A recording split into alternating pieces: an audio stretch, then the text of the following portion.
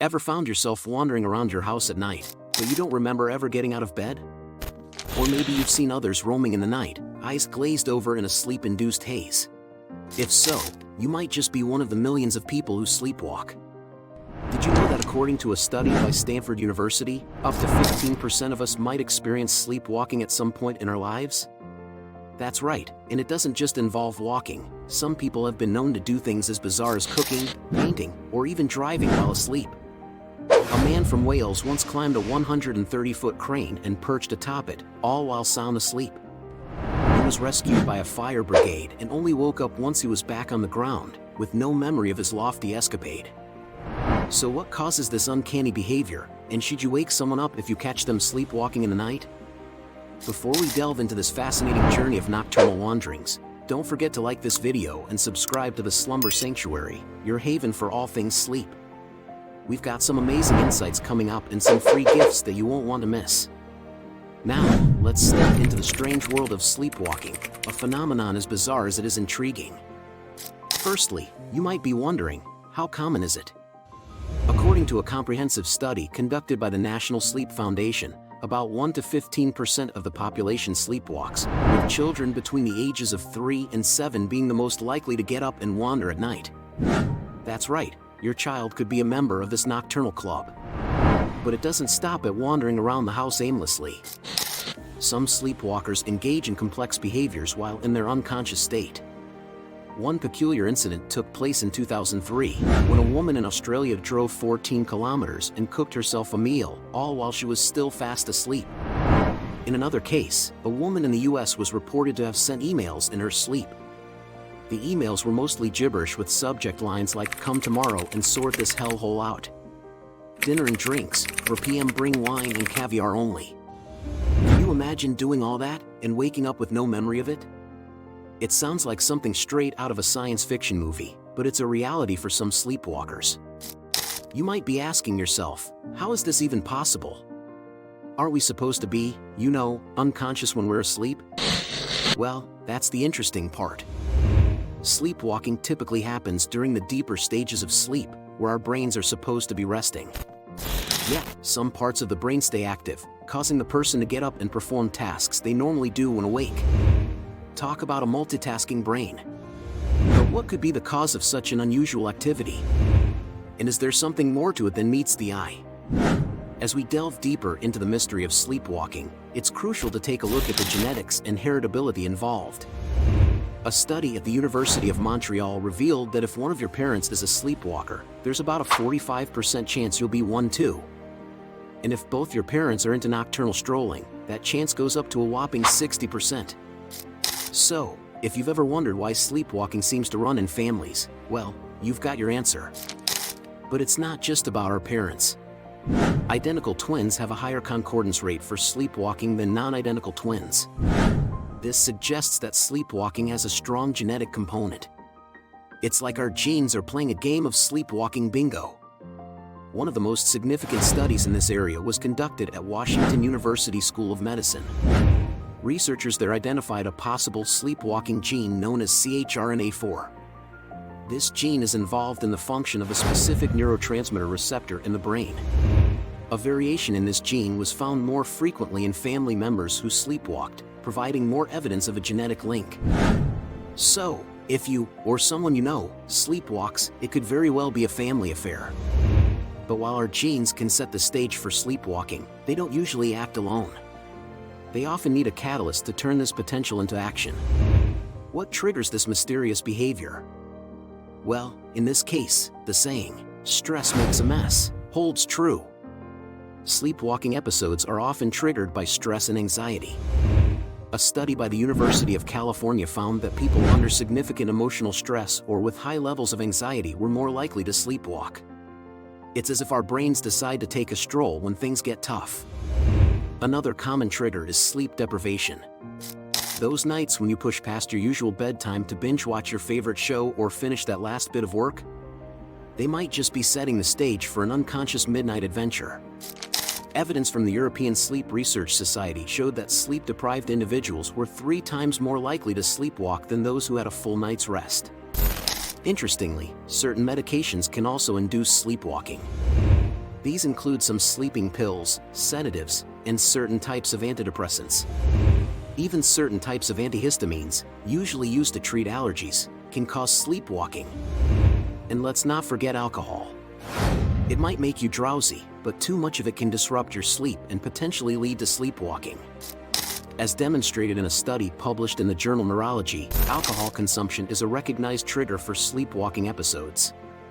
So, while sleepwalking seems to have a genetic predisposition, it's clear that various environmental factors can trigger this nocturnal behavior. But what's happening in our brains during these midnight escapades? You'd think it's just your brain's version of sleep mode, but it's a little more complicated than that. Normally, when we're fast asleep, our entire brain is in a restful state, recharging for the next day. For a typical sleeper, their brain transitions smoothly through the different stages, from light to deep sleep, and finally REM sleep, which is the stage where most dreaming happens. But for sleepwalkers, it's a different story. In sleepwalking, parts of the brain remain in deep sleep, while other parts seem to wake up. During deep or slow-wave sleep, the brain experiences slow and high-amplitude brain waves. This is when sleepwalking typically occurs, and it's during this stage that our brain experiences the unique paradox. The frontal cortex, the part of our brain involved in decision-making and self-awareness, is still sound asleep. This is why sleepwalkers are not aware of their actions and do not remember their nocturnal adventures the next morning. It's like the captain of the ship is asleep, but the ship is still sailing. On the other hand, the regions of the brain associated with movement, such as the cerebellum and motor cortex, are active. Researchers at Stanford University conducted a study where they observed the brain activity of sleepwalkers. They found that the motor cortex and cerebellum showed similar activity levels as when awake. These areas of the brain are fully operational and ready to go, leading to the complex activities some sleepwalkers can perform. To add another layer to this mystery, there's also the role of the thalamus, often referred to as the gateway to consciousness. During sleepwalking, the thalamus doesn't function as it usually does. Typically, the thalamus relays sensory information to the cerebral cortex, the part of the brain responsible for consciousness.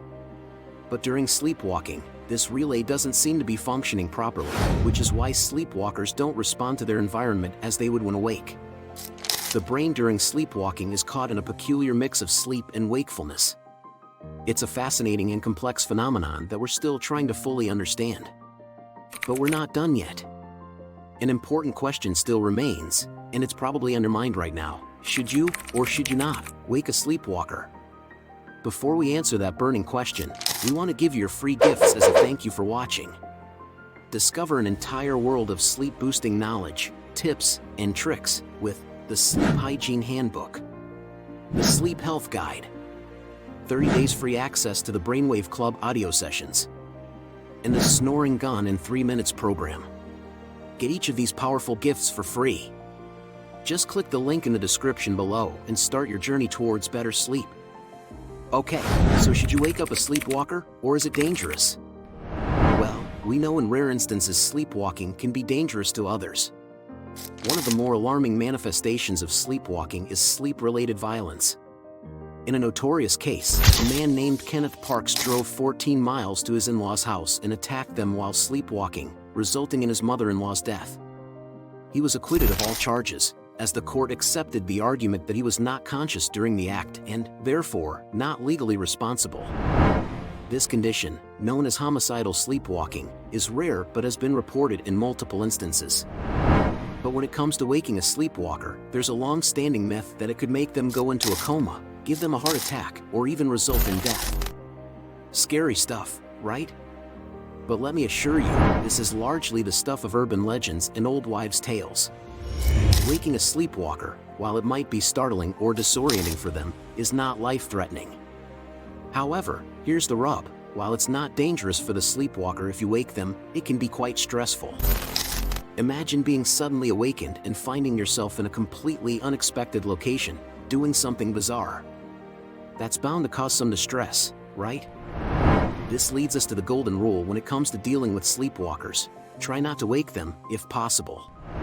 Instead, gently guide them back to their bed. This is particularly important if the sleepwalker is a child. Waking them might lead to fear and confusion. But what if the sleepwalker is in a dangerous situation? What if they're about to walk out of the house or down a set of stairs? In these cases, the risk of letting them continue sleepwalking far outweighs the potential distress caused by waking them. So, if there's imminent danger, by all means, wake them up. You might be thinking, how do I stop myself or someone else sleepwalking to begin with? Well, there are plenty of ways to reduce your chances of taking a midnight stroll. Firstly, establish a regular sleep schedule. Our brains love routines. A consistent sleep schedule can help regulate your body's internal clock, reducing the chances of sleep disturbances, including sleepwalking. Second, create a safe sleep environment. This is particularly important for known sleepwalkers. Lock windows and doors, remove obstacles in the room, and if needed, install gates at the top of stairways. Next up, manage stress. Stress and anxiety can trigger sleepwalking, so indulge in relaxing activities before bed. Consider meditation, a warm bath, or listen to calming music, and keep the adrenaline-pumping action movies for daytime viewing. Fourth, avoid certain medications. Some drugs can increase the likelihood of sleepwalking. If you're on such medication, consult your doctor for alternatives. Lastly, consider professional help.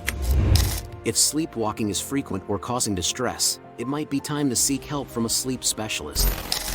Preventing sleepwalking can be as much about maintaining overall health as it is about managing your sleep.